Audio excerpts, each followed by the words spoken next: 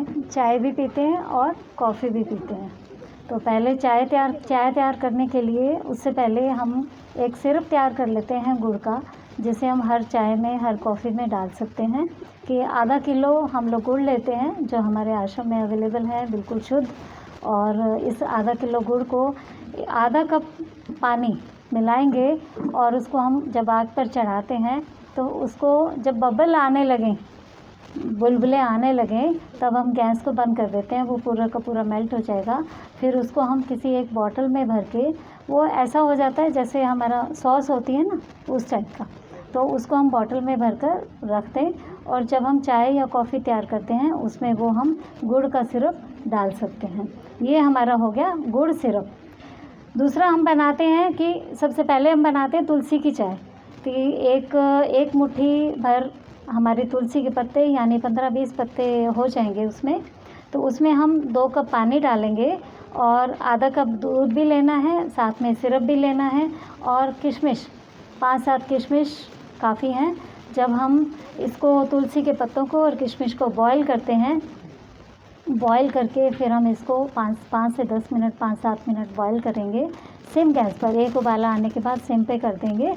और ये हमारी जो है तुलसी का सारा जो सत है, तुलसी हमारी माँ है ना, हमने सभी ने अपने घरों में लगाई हुई है और इसको लक्ष्मी का रूप भी कहा जाता है। तो जब हम माँ को अपने माँ की गोद में सिर रखते हैं तो हमारे सभी दुख दर्द दूर हो जाते हैं। और तुलसी माँ को जो हम माँ का दर्जा देते हैं, तो जब हम इसको अंदर अपने शरीर में धारण करते हैं, एंटीबायोटिक का भी काम करती है। तो इसका हम चाय बना के पीते हैं तो स्वादिष्ट भी लगती है और हमारे कई रोगों को भी दूर करती है।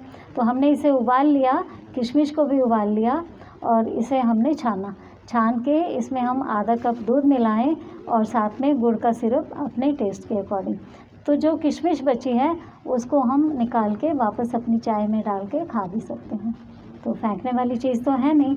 तो हम इसको एक तरीके से हमारा ये सिर्फ तुलसी की चाय भी तैयार हो गई और इसको हम ड्रिंक भी कह सकते हैं। हाँ, हॉट ड्रिंक, जी, हॉट ड्रिंक भी कह सकते हैं और चाय भी कह सकते हैं। तो दोनों के रूप में हम जब इसको सर्व करेंगे तो हमारी किन किन प्रॉब्लम्स को दूर करती हैं, हमारी अस्थमैटिक प्रॉब्लम को दूर करती है। कोई भी कोल्ड कफ हो तो हम बनाते हैं ना, तुलसी की चाय, पत्ते डाल देते हैं, खूब सारी चीज़ें डालते हैं घर में जितनी भी रसोई में होती हैं। तो ये तुलसी माँ को जब हम शरीर में धारण करेंगे तो हमारी न जाने कितनी और बीमारियों को दूर करती है। अस्थमैटिक हो गया और हमारी जो कोल्ड कफ से रिलेटेड प्रॉब्लम्स हैं उनको दूर करती है और ये हमारी मलेरिया तक को प्रिवेंट करती है। ये तो हमारे हो गई हॉट ड्रिंक या चाय के रूप में। एक चीज़ हम और बना सकते हैं इसमें, हार श्रृंगार के पत्ते, सभी को मालूम है ना, पारिजात जिसको बोलते हैं, हार श्रृंगार के 4-5 पत्ते, क्योंकि इनका टेस्ट कड़वा होता है। हम क्या करेंगे, इन्हीं तुलसी के पत्तों के साथ हम इसको उबालेंगे 4-5 पत्तों का और इसको छानेंगे। छान के सेम वही चीज़ जो हमने पहले मिक्स करी है, आप दूध मिला भी सकते हैं और नहीं भी मिला सकते। कई लोग ऐसे काढ़े के रूप में भी पीते हैं, हॉट ड्रिंक बताया ना, काढ़े के रूप में भी पीते हैं। तो जब हम इसको छान कर पिएंगे, हार श्रृंगार का पौधा सभी को मालूम है कि हमारी जो जॉइंट्स प्रॉब्लम है उसको भी दूर करता है। तो काढ़ा भी हो गया, चाय भी हो गई, हॉट ड्रिंक भी हो गई। तो इसको जब हम पिएंगे, अस्थमैटिक प्रॉब्लम और न जाने कितनी बीमारियां जो भी मैंने आपको काउंट कराई, हमारी सभी को दूर करती हैं। तो तुलसी आजकल सभी भरमार है, प्रकृति ने बहुत अधिक मात्रा में, हमारी प्रकृति ने चारों तरफ छटा बिखेर रखी है। तो इसको हम अपनी चाय के रूप में पीते हैं। दूसरी चाय बनाते हैं अदरक पुदीना चाय। तो अदरक जैसे हम चाय में जितनी मात्रा में डालते हैं, तो पुदीना को एक मुट्ठी भर ले लेंगे, उसको थोड़ा सा कूट लेंगे और इसमें आधा कप के करीब दूध हो जाएगा। पानी 1 कप ले लेंगे और इसको हम उबालेंगे। उबालने के बाद स्ट्रेन कर लेंगे, छान लेंगे। छानने के बाद सेम वही प्रोसेस कि हमने इसमें गुड़ डालना है और दूध डालना है। गुड़ अगर किसी को कोई गरम पीनी है तो दूध को हम अलग बॉईल करेंगे, इनके बीच में बॉईल नहीं करना, ये ध्यान रखिएगा। गुड़ को अलग से बॉईल करेंगे और लास्ट में हमने जो गुड़ का सिरप बनाया है उसको हम उसमें मिक्स करके, कप के अंदर मिक्स करके फिर हम उसका आनंद उठाएंगे। तो ये सारी चीज़ों को इकट्ठे नहीं बॉईल करना, ये ध्यान रखिएगा। तो ये सारी चीज़ें जो मैंने अभी बताई कि दूध भी इसमें डाल सकते हैं और नहीं भी डाल सकते। बाज़ार का दूध ना यूज़ करिएगा, बाज़ार में जो थैली का दूध आता है उसको ना यूज़ करें तो बहुत बढ़िया, क्योंकि वो नकली है, कहते हैं ना पाउडर का बना हुआ है, तो वो ना पिएं। देसी गाय का दूध बस वही इस्तेमाल करें, अगर है तो पिए, नहीं है तो कोई ज़रूरी नहीं है कि हम जहर मुंह में डालें तो हम इसको ना पिएं। तो अगली चाय जो है वो आपके सामने पेश हो रही है, ब्रह्मी चाय, जो यहाँ पर शंखपुष्पी और ब्रह्मी यहाँ आश्रम में भी अवेलेबल है। तो हम लोग क्या करेंगे कि डबल पानी ले लेंगे, जैसे 2 कप पानी लेंगे, 1 कप उसमें डालेंगे चाय का और उसको बॉईल करके एक उबाला आ जाए तो उसको सिम पे कर देंगे। सिम पर आने के बाद जब उसका पूरा सत निकल जाता है, तो क्योंकि जो हम दूसरी चाय पीते हैं उसमें निकोटीन भरा है, सभी को मालूम है, और उसमें कलर लाने के लिए जो पशुओं की चर्बी है उसको गर्म किया जाता है, पानी में उबाला जाता है, फिर जो टी लीव्स हैं उनको उसमें डाला जाता है रंग लाने के लिए। तो कहते हैं ना कि आज तो हमारा फास्ट है और दिन में 2-3 बार चाय पी ली, तो क्या गया अंदर, पशुओं की चर्बी गई। कितनी खतरनाक चीज़ है, और निकोटीन भरा हुआ है, ये तो है ही जहर, और ऊपर से हम चीनी डाल देते हैं। तो यहाँ आकर आपको जो ज्ञान दिया जाता है कि चीनी जहर है, बंद करो, और ये चाय भी बंद करो। शंखपुष्पी और ब्रह्मी की चाय हम जो बनाते हैं वो अमृत तुल्य है, ब्रेन की एक्टिविटीज़, ब्रेन को एक्टिव करती है, सारी नर्व्स को एक्टिवेट कर देती है, टॉनिक है, ब्रेन टॉनिक है, टॉनिक का काम करती है। तो इस चाय को जो हम बना रहे हैं उसको उबल जाती है, 5-7 मिनट उसको उबालते रहें, अच्छे से उसका सत आ जाए, उसको छानें, दूध को अलग उबाल कर वो आप कप में डाल सकते हैं या बीच में दूध भी डाल सकते हैं। जैसे 2 कप का जब 1 कप पानी रह जाए फिर आप 1 कप पानी दूध डाल देंगे और फिर उसको सिम पे रख देंगे। जब वो पानी भी सूख जाएगा, यानी थोड़ा जो पानी और जो मात्रा है वो सूख जाएगी, या फिर आप थोड़ी सी पतली भी पीना चाहते हैं तो करीब 1 कप में से आधा कप पानी सूख जाए तो आपका दूध बच जाएगा। वो आपकी स्वादिष्ट होगी, चाय बन गई, तैयार है। आप उसमें गुड़ सिरप मिलाएं या खांड मिलाएं, वो आपकी इच्छा है। इसमें आप थोड़ी सी अदरक भी डाल सकते हैं, जितना हम चाय में अदरक डालते हैं। तो ये बिना दूध की भी बनाई जा सकती है। जब हम इसको बना लेते हैं तो इसको छानेंगे, मीठा भी फिर तो बीच में डाल सकते हैं, गुड़ सिरप जो बनाया या गुड़ भी डाल दें बीच में डायरेक्टली, थोड़ी अदरक डाल दें, और इसको जब हम छानेंगे, छान कर इसमें आप थोड़ा 4-5 बूंदें लेमन की डालें, नींबू की, तो ये हमारी लेमन टी तैयार हो गई एक तरीके से, ब्रह्मी की या शंखपुष्पी की। तो उसका टेस्ट भी बहुत बढ़िया आता है। तो बिना दूध की भी बनाई जा सकती है और आपकी दूध के साथ भी बनाई जा सकती है।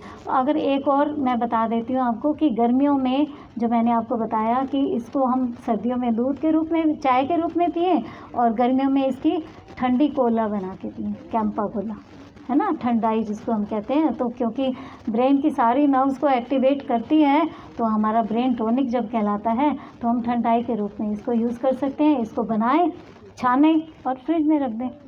जब कोई मेहमान आता है, हमारे अपने फैमिली मेम्बर्स आते हैं, तो हम इनको ग्लास में डाल के उनको सर्व करें, तो ये ठंडाई के रूप में भी इसको हम काम में ले सकते हैं। तो गर्मियों में ये क्या हो गया, ठंडाई का काम करेगा, नुकसान नहीं देगा ना। तो जो कैंपा है और बाकी लिम्का है, ये तो इसमें तो पूरे के पूरे केमिकल भरे हुए हैं, तो क्यों ना हम इसको यूज़ करें। यहाँ आश्रम में अवेलेबल है, आप आके इसको ले सकते हैं। तो कंसंट्रेशन पावर को भी बढ़ाता है, स्मरण शक्ति बढ़ाता है, ब्रेन की मेमोरीज़ को, कंसंट्रेशन को, नर्वस सिस्टम को मजबूत करता है और टॉनिक का काम करता है। क्या रह गया, वो हो गया? नहीं, अभी हैं और है कड़ी पत्ता की चाय।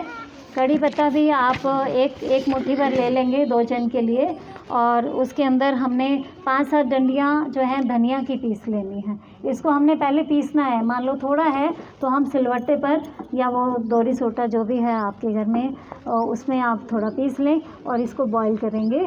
बॉईल करने के लिए आपने इसमें जो पानी डालना है, तो कम से कम 3 कप डालना है पानी। तो 3 कप का जब 1.5 कप रह जाए या 2 कप रह जाए करीबन, तो हम इसको छानेंगे। छान के इसमें आप साथ साथ गुड़ भी डाल सकते हैं, क्योंकि हमने इसमें दूध तो डालना नहीं है। तो कड़ी पत्ता और धनिया का जब सब निकल आए अच्छे से, कैल्शियम से भरपूर है कड़ी पत्ता। तो इसको छान के हमने इसमें गुड़ भी मिला दिया या गुड़ सिरप मिला दिया या खांड मिला दी। छान कर इसमें आप 4-5 बूंदे नींबू की डालें, नींबू के रस की। तो देखिए स्वाद हम हर बार बनाते हैं यहाँ पर, और कई भाई बहनों ने भी इसका आनंद भी उठाया होगा यहाँ पर। तो सभी को पसंद आती है, बहुत अच्छी लगती है और ये एनर्जी भी देती है। तो धनिया और कड़ी पत्ते को जब हमने पीस के डाल लिया तो इसका सारा सत निकल जाएगा। साबुत डालेंगे तो प्रॉपर पूरा नहीं निकलता।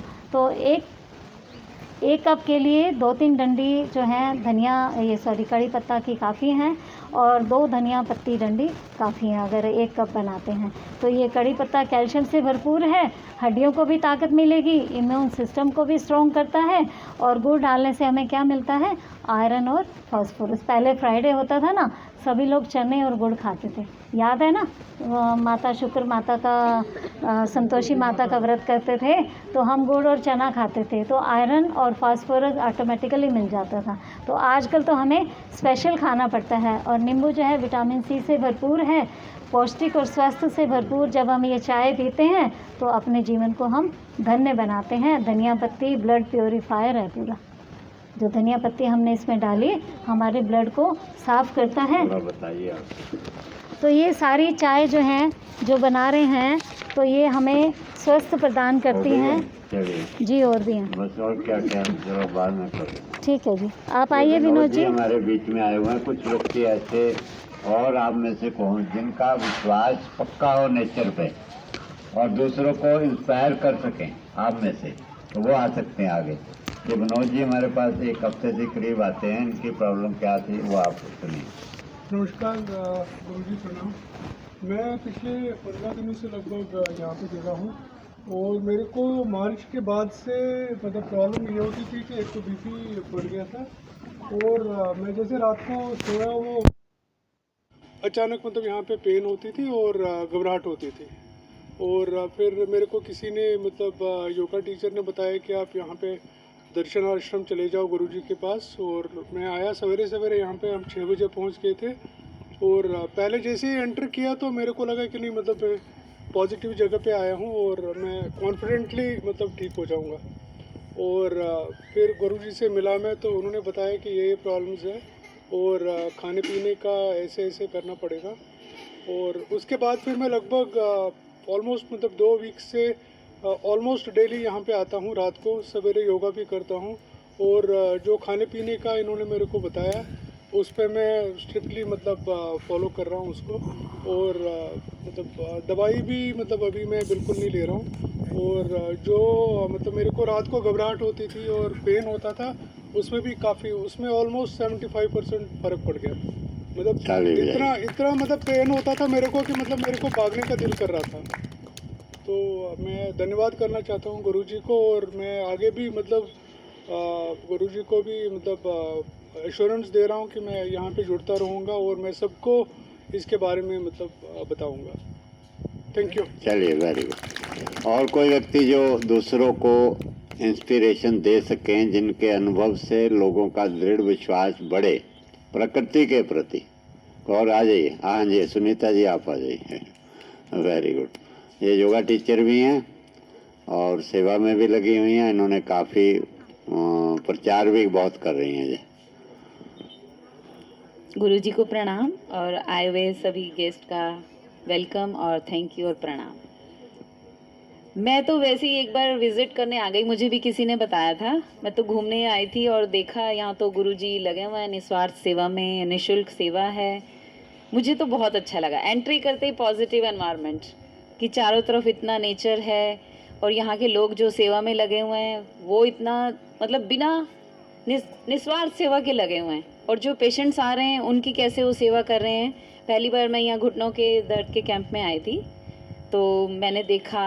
सबसे बड़ी बात है मैं तो यहाँ सीखने आई थी, और सीखने के साथ साथ मैं फिर बाय चांस हमारी वेडिंग एनिवर्सरी आई 25th, और मैंने गुरुजी से आज्ञा ली कि क्या मैं यहाँ पर प्रोग्राम कर सकती हूँ या मैं अपनी फैमिली को ला सकती हूँ। उस दिन मेरी फैमिली के 50-60 मेंबर थे। मतलब मैंने यहाँ छोटा सा सेलिब्रेशन क्या, वही सुबह सबके लिए योगा था, फिर सलाद था, जो यहाँ का नेचर है, नेचुरल फूड है, वही सबको मिला। सब इतने खुश थे। और अब फैमिली में मेरी मम्मी को कितने सालों से खांसी है, गुरुजी ने बताया कि मेथी का जूस पियो, ये मतलब थेरेपी करो, पेट पे पट्टी लगाओ, तो वो कर रही हैं, उन्हें फ़र्क है।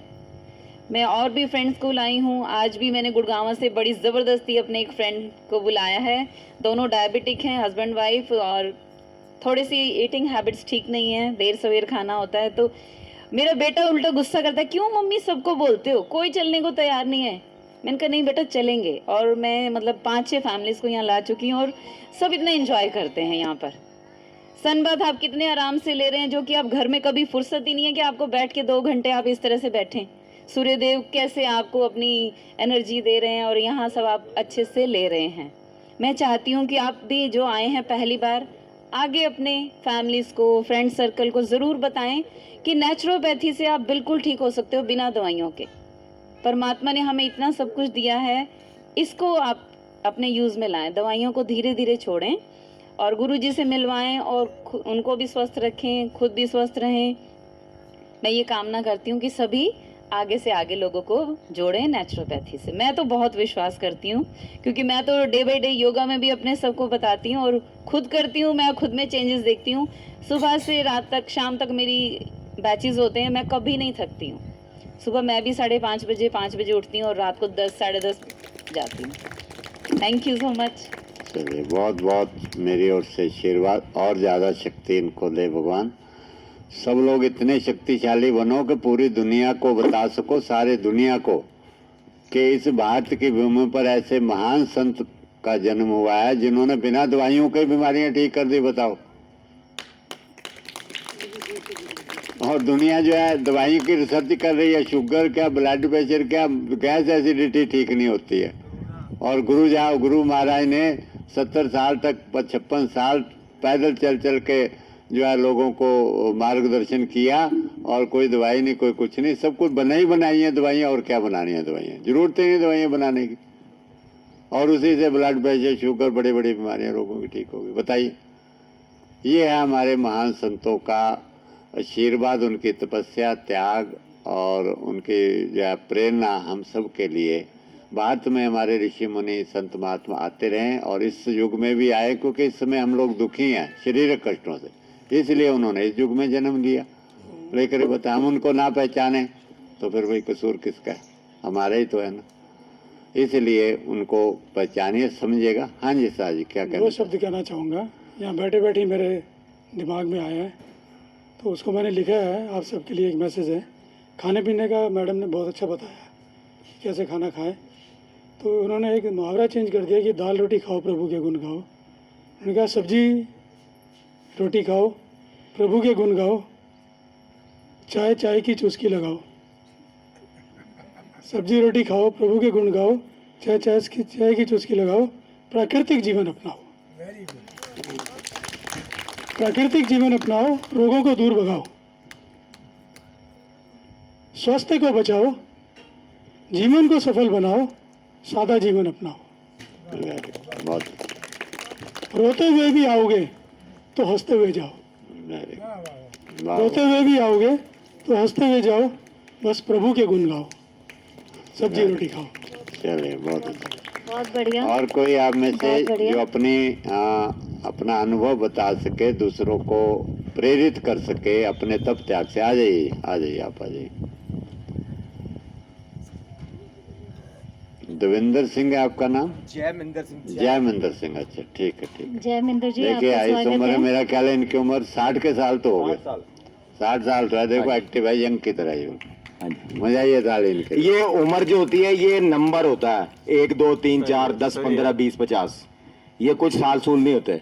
मैं जब 60 साल का अभी 6 सितंबर को हुआ था, तो मुझे ऐसा लगता था कि मैं भी अभी मेरी उम्र आधी हुई है, अभी आधी उम्र कम से कम और है।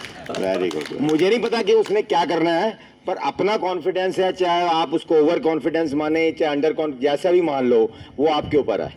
पर मैं अपनी बात कर रहा हूँ, क्योंकि जो भगवान का खाना खाएगा ये गॉड्स फूड है।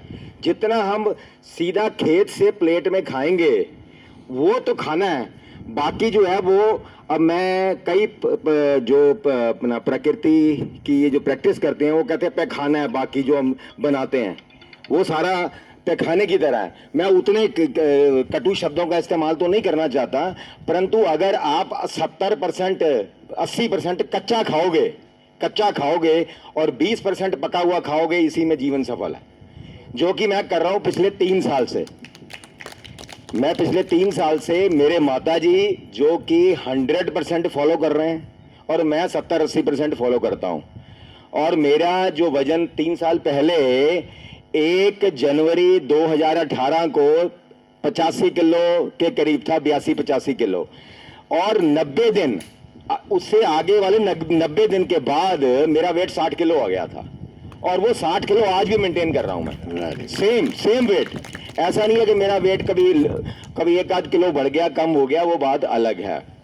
तो नेचर के खाने में जो सीधा खेत से प्लेट में आ गया वो खाना ही खाना है, बाकी कुछ खाना खूना कुछ नहीं है, क्योंकि वो सारा मरा हुआ भोजन है। उसमें बहुत इतनी त्रुटियां हैं, क्योंकि उसमें क्या है कि भगवान को तो हमने खुड्डे खाने लगा दिया, और हमने क्या किया, अपनी जो ताकत लगा दी, जो अपने दिमाग की ताकत फालतू की जो है, उसको पका के और भून के लहसुन तड़के लगा के उसको, वो किसी काम की चीज नहीं रहती। परंतु अगर आप इतना भी करेंगे, 70-80% कच्चा खाएंगे।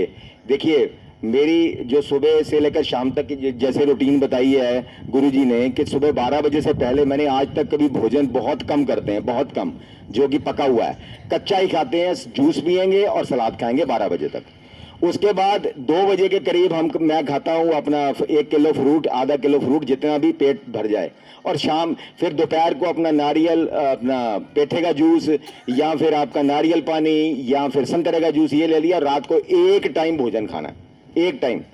चाहे मैं कभी दोपहर को भी खा लेता हूं, तो दोपहर को खा लिया भोजन पका हुआ, तो रात को जो है वो मैं उसको क्या नाम है, फल खाता हूं। जे दोपहर को फल खा लिए तो रात को वो खाना है, सुबह जूस और कच्चा सलाद खाना है। ये जीवन का राज है। जितना मर्जी जियो, खुल के जियो, live life king size, live life king size. ऐसे मरे ढीले ऐसे, हाँ जी अब तो मैंने मरना ही है जी, मेरी उम्र तो इतनी हो गई है जी, वो ड्रामा करने की कोई जरूरत नहीं है आपको, कुछ भी जरूरत नहीं उस ड्रामे की। क्योंकि अगर जो भगवान के ऊपर विश्वास रखेगा और थोड़ा सा गुरुजी के हिसाब से चलेगा, वो हमेशा बढ़िया से बढ़िया रहेगा। देखिए, मरना, मैंने कोई अमर होने के लिए काम बता नहीं रहा आपको मैं, पर जब तक जीना है ना, किसी हॉस्पिटल से आके मेरी लाश शमशान घाट में जाए, ये मुझे मंजूर नहीं है। मुझे जैसे भगवान ने पैदा किया था, मुझे जब भगवान ने पैदा किया था तो क्या था, मैं बच्चा था, और हम जो है ना, मंदिर को जब वापसी जब जाना है ना शरीर, तो ऐसे ही जाना चाहिए जैसे हमें भगवान ने दिया है। हम भगवान से तो मांगते हैं हमारा बच्चा ऐसा हो जी, बड़ा स्वस्थ हो जी, जच्चा बच्चा ऐसा हो, और जब जाते हैं तब क्या, किसी कोई मंदिर से, कोई वहां से लाश आ रही है, क्या नाम है, हॉस्पिटल से लाश आ रही है, कोई 10 साल लटक के मर रहा है, कोई घिस के मर रहा है, तो वो मरना मंजूर नहीं है। वो भगवान कहता है मुझे ऐसी लाश नहीं चाहिए वापस, मुझे पक्का शरीर चाहिए। बाकी तो जब आज जैसे हूं मैं, जैसे हर व्यक्ति की जो मौत है, मेरी बात ध्यान से सुनिए, वो ऐसी होनी चाहिए जैसे कि जंगल में, प्रकृति में, जंगल में जैसे पशु मरते हैं, आज जैसे ठीक है वो, वहां कोई दवाई खाते हैं, वो आज जैसे ठीक है कल मर जाएंगे। तो ना उसी तरह से इंसान और पशु में इतना फर्क है कि पशु हमारे से हजारों गुना अच्छे हैं, हजारों गुना, क्योंकि वो प्रकृति के पास रहते हैं और प्रकृति से सीखते हैं, प्राकृतिक चीज खाते हैं, और वो कभी बीमार नहीं होते। और भगवान, इंसान क्या करेगा, जब भी कुछ होगा, चल डॉक्टर, उसको भगवान के ऊपर कोई विश्वास नहीं है, डॉक्टर के ऊपर विश्वास है। अंग्रेजों की दवाइयां खाने का उसको बड़ा चस्का लगा हुआ है, वो खाते ही रहेंगे। तो मैं अपना तजुर्बा तो मैंने बता दिया, माताजी का तजुर्बा बताता हूँ। मेरे माताजी की उम्र आज से 3 साल पहले 80 साल की थी। 80 साल में कम से कम वो काफी दवाइयां खाते थे वो अपना, और हर महीने में एक बार क्लिनिक पे जाना है, कभी उनका ब्लड प्रेशर डाउन, कभी कुछ, कभी आप, मेरा तो दिमाग खराब हो गया था। डॉक्टर से पूछते थे कि भाई साहब ये क्या है यार, मैं इतनी मेहनत करता हूँ अपनी माँ के ऊपर, और ये आप कोई ऐसी दवाई नहीं दे सकते, कुछ कर नहीं सकते इनका कि ये परमानेंटली ठीक हो जाए? कहते सरदार जी क्यों अपना दिमाग लगा रहे हो, जो ये अपना इनके बोनस डेज है ना, वो कहते थे 80 साल के बाद बोनस डेज शुरू होते हैं। मैंने कहा बकवास ना कर यार, 80 साल के बाद क्या मतलब? तू एक बेटे से बात कर रहा है उसकी माँ के बारे में, और बोनस डेज जो शब्द है ना, ये मेरे को तीर कमान की तरह लगते हैं। तो आप जो है इन शब्दों का प्लीज प्रयोग ना कीजिए और इनको ठीक करो। असफल असफल असफल, कुछ नहीं हुआ। फिर जैसे ही मैंने फर्स्ट टाइम मैंने मोहन गुप्ता जी का मैंने वहाँ पर 2.5-3 साल हर संडे जाता था, और ये अपना ये प्रचार प्रसार में मैंने भी काफ़ी सहयोग दिया। अभी कोरोना की वजह से वहाँ पे प्रोग्राम उन्हें बंद हो गए हैं, तो वो जो वहाँ मैंने